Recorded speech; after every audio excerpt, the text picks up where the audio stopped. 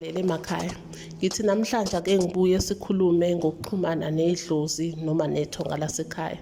Ibaluleke kakhulu-ke le nkulumo ngenxa yokuthi ungakwenza konke okushiwoyo. Ungasebenzisa imithi enamandla, uthole iziporofidi ezinamandla, uhambe izangoma ezinamandla ezibatshazayo. Kodwa mekuwukuthi awunakho ukuxhumana okustrong nethonga lakini noma nedlozi lakini, usuke ufana nomuntu omi ndawonye. Izinto zisuke zingeke zakusebenzela kule level le ekufanele kube zikusebenzela ngayo. Ngakho-ke kubalulekile ukuthi umuntu ube nobudlelwane nethonga lakini. Ubudlelwane-ke bukhandwa ngazo lezi zimo lezi ukuthi wena uzixhume kubona, yakhe i-relationship yakho futhi ayiphile, ngoba phela amathonga uma sakha lo budlelwane lokuxhumana lokhu sisuke kubona silindele izinto ezifana nensingatho okuyi-support. Sisuke kubona silindele isimo sokuthi basiphe ubuhlakani babo, okuwukuthi-ke lokho leyo wisdom esisizayo ukuthi isiholele ekukhanyeni, ngoba labantu phela basuke bona benokuthi bahambe ngaphambili kwethu. Ngakho-ke uma kuwukuthi sizixhumanisa nabo, siyakwazi ukuthi uhambo lwethu suluqondise ngendlela ezothokozisa thina kanye nabo. Ukuxhumana-ke nabantu abadala, abaningi bethu bake basebenzise le ndlela yokuphahla, okuyiyona ndlela vele edumile kuthina abantu abamnyama. Ukuphahla-ke isimo lapho khona uhlanganisa amathongo wonke mese ukhuluma nawo, ubatshele iy'nkinga zakho noma iy'celo zakho noma ubonge kulokho okulungayo empilweni. Uma-ke siphahla asikhethi bala ladlozi, asikhethi iphele emasini, okuwukuthi-ke kufanele ukuthi sikhulume nalaba ababethandaza, sikhulume nalaba ababeyisintu, ababengazi lutho ngamasonto. Ngakho-ke kubalulekile ukuthi uma uxhumana nedala uxhumane nazo zonke.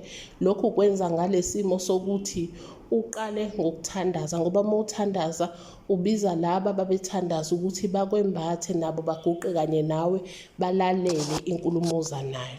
Uphinde futhi uphakamise impepho, lapho-ke usubiza laba abebehamba ngesintu nabo ukuze basondele bazolalela inkulumo oza ngayo. Kuphinde-ke lana-ke uma usondela emsamu uxhumanisa namathonga, kufuneka ukuthi usondele ngesimo sakho, ukuthi uzimisele ukuthemeleza, ukhulume nabo ujule ukuze bakwazi ukuthi bakulalele. Kodwa futhi ungagcini lapho, nawe zimisele ukuthi ulalele lokho okubuyayo ngakubona kuza kwena. Kungafika ngesimo samaphupho, kungafika ngesimo usahleli lapho kukufikele ngemicabango ngokuzinza nje ulapho emsamo. Isimo-ke lesi sokuxhumana nawo amathonga kubalulekile nakhona ukuthi uthi uma usondela emsamo ubuso uyakhumbula ukusondela ngesizotha nangenhlonipho, ngoba uma uya kuleya ndawo uthi uyakha ubudlelwane namathonga, kufuneka ukukhumbule ukuthi lapha uyokhuluma nabantu abazidelile, abakusacrifice-ile ukuthi wena uphile namhlanje. Okusho ukuthi labantu ngisho kungathiwa wena uzibona umkhulu kangakanani kulo mhlaba okhona manje, ingenxa yokuthi bona kukhona bakudela ukuthi wena uphile. Isibongo leso yisono ingenxa yokuthi bona kukhona bakudela ukuthi lesibongo siqhubeke. Ngakho-ke iya ngesizotha nangenhlonipho, wazi ukuthi abantu laba obakweletayo ozithobayo ngaphansi kwabo, ngoba bona basebenzile ukusiphakamisa lesibongo. Kubalulekile-ke ukuthi sikhumbule futhi ukuthi uma siya lapha emsamo siyathemeleza, sibathakazele abantu abadala, sibabize ngezibongo zabo, sibasondeze. Sikwenziswa yini lokhu ukuthi sibize ngezibongo singabizi amagama?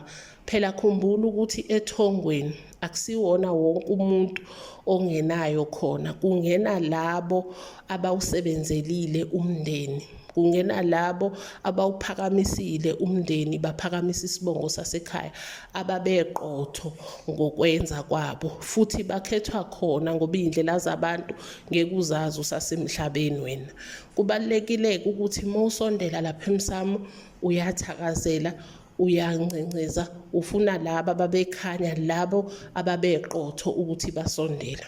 Kuphinde futhi uma ubasondeza abantu abadala, khumbula phela ukuthi uqoqe ulimi. Ulimi lubalulekile ngoba ulimi luyadala, umlomo uyadala, sike sisho njalo isintu. Ngakho-ke uma uguqa ukhuluma laphaya nabantu abadala, qoqa ulimi, qoqa amagama akho, ungakhulumi ngesinqele ngoba lokho kungase kudale ulaka emsamo. Ngakho-ke ulimi kubaluleke kakhulu ukuthi umkhuluma ukhumbule ukuthi okukhulumayo laphaya uyakudala. Esimweni-ke somnikelo nawo uyadingeka. Uma uya kubantu abadala awufiki ulambatha, okusho ukuthi akushiwo ukuthi yiza nokungaphezu kwamandla, kodwa lokho kukhona. Khumbula ukuthi abantu abadala kumele phela ubaphe abazokuphuza, kungaba amanzi, kungaba utshwala besintu, kungaba utshwala besingisi, kodwa kube khona okuphuma othandweni lakho obapha kona, ukuze bathi noma balalele kukhona nawe uzixhumanisa ngakho nabo. Phinda futhi ukhumbule phela ukuthi uphathe okokubhema, babhemise, phathela izalukwazi okokubhema kwamakhala, phathela amakhehlo kuwugwayi nabo babhema.